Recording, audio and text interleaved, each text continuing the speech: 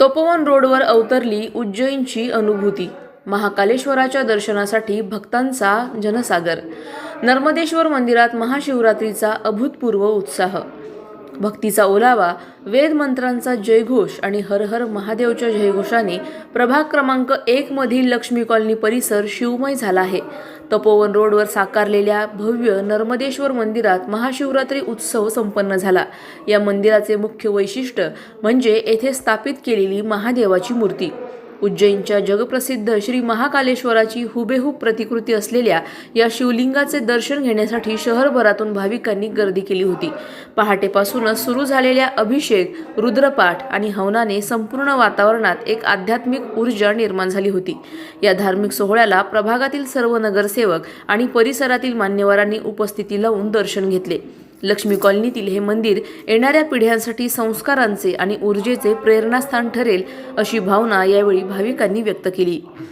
नर्मदेश्वराच्या कृपेने आपल्या तपोवन रोड भागामधील लक्ष्मी कॉलनीमध्ये काही दिवसापूर्वीच भव्य अशी मिरवणूक काढून महादेवाची प्राणप्रतिष्ठा केली आणि या नर्मदेश्वराच्याच कृपेमुळे आज महाशिवरात्री उत्सव या भागामध्ये खूप छान प्रकारे आणि मोठे भव्य दिव्य स्वरूपात होत आहे। आज या ठिकाणी शिवरात्रीची महापूजा तर संपन्न झालीच, परंतु या ठिकाणी सगळ्यांनी महाप्रसादाचंही आयोजन केलेलं आहे आणि खरंच लक्ष्मी कॉलनीतील सगळ्या नागरिकांनी खूप छान प्रकारे नर्मदेश्वराची स्थापना करून त्याची सेवा करत आहे। याचं आम्हाला नगरसेवक म्हणून खूप कौतुक वाटतं आहे आणि म्हणूनच मी सगळ्यांना धन्यवाद करेन की आपण सर्वांनी इथे छान असा उत्सव करून नर्मदेश्वराची स्थापना केली आणि चांगलं मंदिर इथे उभं केलं।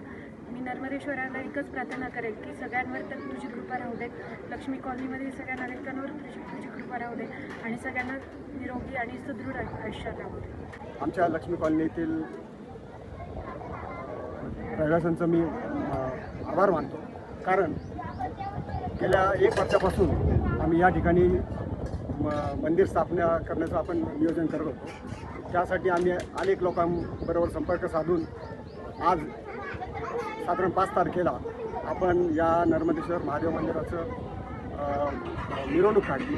त्यानंतर 6 तारखेला त्यांची प्राणप्रतिष्ठा केली आणि 10 तारखेला आपण आमच्या आमच्या कॉलनीत असलेल्या मसाव महाराज आणि नर्मदेश्वर महाराज यांच्या दोघांच्या याच्या निमित्त वर्धापन दिनानिमित्त महाप्रसादाचं आयोजन केलं। या सगळ्या कार्यक्रम करताना आम्हाला अनेक लोकांचा सहभाग मिळाला।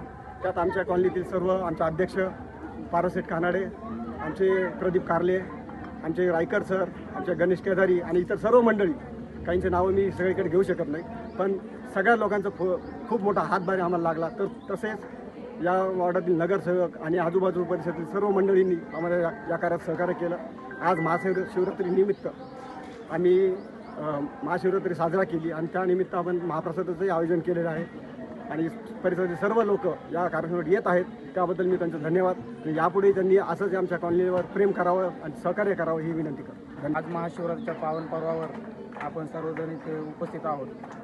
भव्य दिव्य असा मोठा उत्साह आपण या ठिकाणी साजरा करत आहोत। वेगवेगळ्या प्रभागातून वेगवेगळ्या ठिकाणाहून नागरिक या मंदिराकडे दर्शनासाठी येत आहेत। तरी जो महाप्रसाद आहे आजचा, खिचडी आणि उपवासाचे वेपर्स वगैरे असतील, मोठ्या प्रमाणात या ठिकाणी नागरिकांनी आणून दिलेले आहेत। त्यासाठी त्या नागरिकांचे खूप खूप आभार मानतो। आणि मंदिराचं सांगायचं गेलं तर मंदिर उभारताना खूप जणांनी मदत केली। नगरसेवक असतील वार्डाचे, खास करून सन्माननीय संपतदादा बारसकर जे असतील, बाळासाहेबजी बारसकर जे असतील, दिगंबर धवन असेल, शारदाताई धवन असेल आणि सागरजी बोरुडे यांचंही मोठ्या प्रमाणामध्ये योगदान लाभलेलं आहे। तसेच जे उद्योगपती आहेत, दयानंद बिल्डर्स आहेत, आनंदजी अग्रवाल आहेत, त्यांनीही खूप मोठ्या प्रमाणात आम्हाला सहकार्य केलं आहे। तसेच आमच्या कॉलनीवर प्रेम करणारे खास म्हणजे अमोलजी भोगाडे साहेब यांनीही रात्रंदिवस एकत्र करून या मंदिर उभारण्यासाठी योगदान दिलेलं आहे। त्यांचे मी खूप खूप आभार मानतो। तसेच माझ्या कॉलनीतील सगळे सहकारी मित्र खूप कष्टानं आणि उत्स्फूर्तपणे आम्हाला आमच्या कॉलनीला साथ देत आहात। आणि इथून पुढे ते देतील अशी मी त्यांच्याकडून अपेक्षा करतो. आणि दुसरी गोष्ट म्हणजे मंदिर उभारत असताना या मंदिराचं एक खात्मा असा आहे की हे शिवलिंग आहे ते नर्मदेश्वरचं शिवलिंग आहे.